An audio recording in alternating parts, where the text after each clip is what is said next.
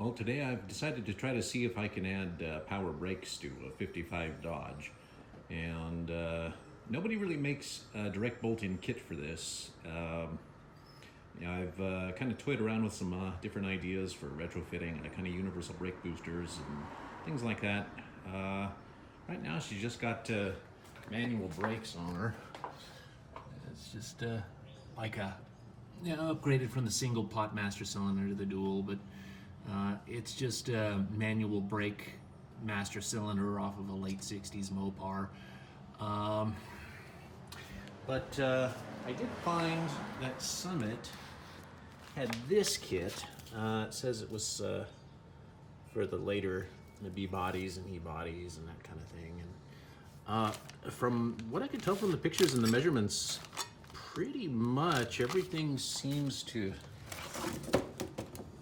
be very similar. And this is just sort of a, I guess, universal brake booster. Well, looks like I'm missing a part here.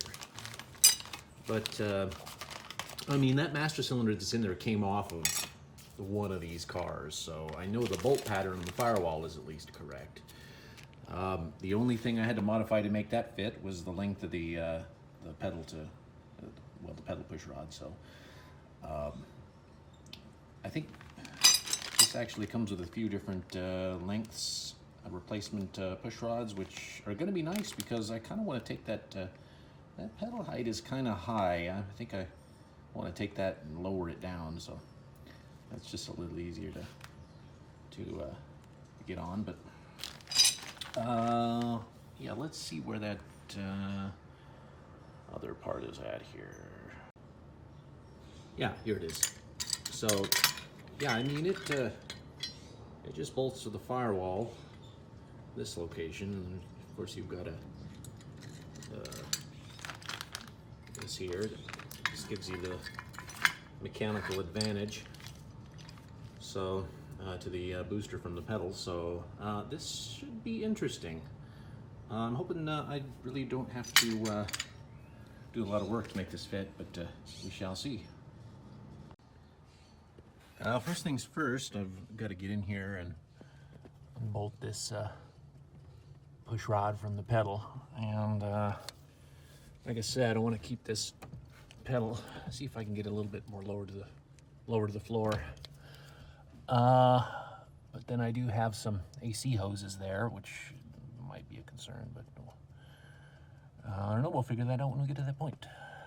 So get this bolt undone here. What is that, like a 5/8, 11/16, something like that. Let's see.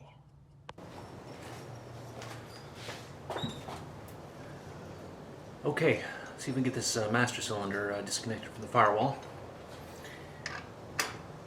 Of course, I use wrenches wherever possible. Socket wrenches are too complicated and make things way too easy.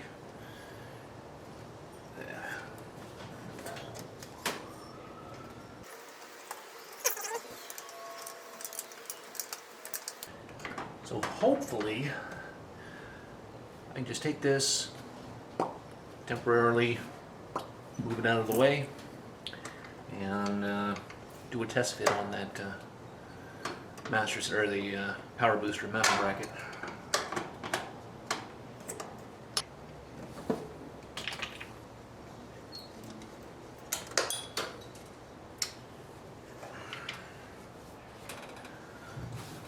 Okay. Let's see how far this thing will come out here without twisting up these brake lines too bad.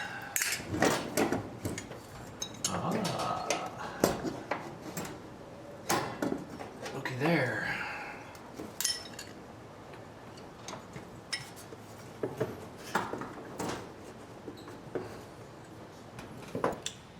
Okay, I've got this adapter, this bell crank, I guess it's called, sort of mocked up here.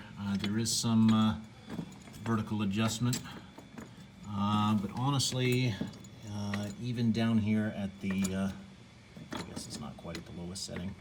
I mean, this thing has a lot of slop, and it doesn't seem to really make any difference whatsoever as to how this attaches inside. Having said that, I did notice that the stock push rod here is exactly the same length as the one that came out of here, which would give me that high pedal. So I do want to change this out for one of the shorter units and kind of experiment with that. So this is the one I just pulled off of there. It's the longest. I've got, of course, this one and this one. I mean, there's maybe a difference of inch and a half or so.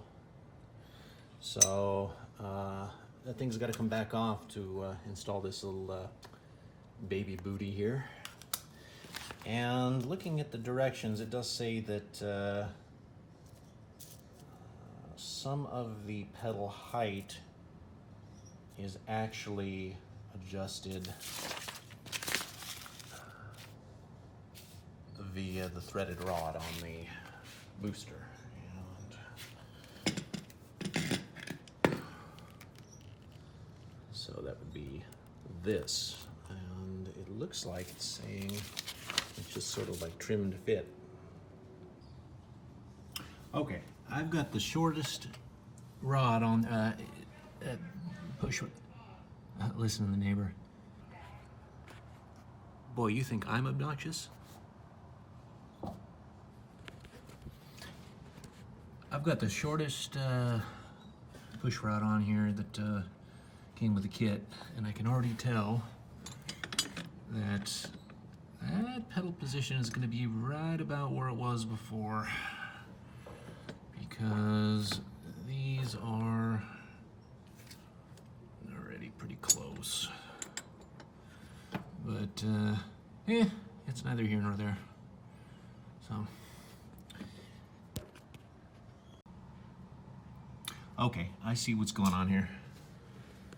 So this piece here threaded onto the end of the brake booster input shaft. And then this thing will not quite make it. I mean, yeah, well, it kind of does. But yeah, I'm gonna have to trim this down in order to get any more play out of it. So take that down about an inch or so. Should be all right. So after a couple of more hours of wrenching, this thing is actually coming along pretty well. It's, I mean, after I shortened this booster input shaft, this made it up fairly well. The brake pedal's still a little high, higher than I want, but you know, there's only so much I can do here because I've taken this down about as far as it'll go.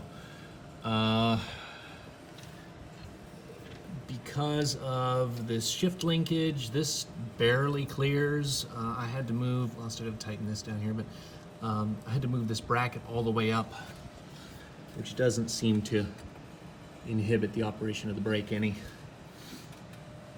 Now, stock 55s and 56s have some kind of, well, the mechanism is different. It swivels. So, you know, I can't say for sure whether that's going to interfere if you've got a car with an original Power Flight in it. It might, but in this case, it's close, but it does works okay. So, that's that. I've got this Chevy style master cylinder here. I'm bench bleeding, so it's about ready to go. And should bolt on, and afterwards I'll get the brakes bled and give it a try. Something I want to notate, I thought a little bit more about this and the way this car was when I got it. Regarding the factory Power Flight shifter mechanism. This piece here I repurposed for this adapter that I built, but originally it was turned this way and it was bolted here and here. I've since used this hole for the new throttle cable, which needs to be tightened there, looks like. Anyway, so this thing does sit over here, and the thing pivots here, so there ought to be plenty of room here, even with the shift linkages with this in here. Well, after a couple of hours of wrenching, here it is. So overall, this thing actually went in and with minimal fuss. I would call this a direct bolt-in power brake solution for the 55, 56 Dodges. It's interesting they don't notate on that on the package. Either they don't know or they didn't obviously, well, they probably didn't specifically R&D this for 50s cars. They're mostly focused on the muscle car stuff, but yeah, I don't know if this would work on like the 57, 58, 59s, all those that had that funky bellows style booster right over the master cylinder thing. But if you're looking for a power brake booster for one of these cars, this is actually perfect, and it was great. It was under 200 bucks. Master cylinder was 20 something bucks. So for around 200 bucks, I got everything that I needed for this car. For now, I've got powered four-wheel drum brakes, which is kind of interesting because they're like super brakes. I really installed this in anticipation of installing a disc brake conversion kit on this, and well, when I get the extra money, I'll do that.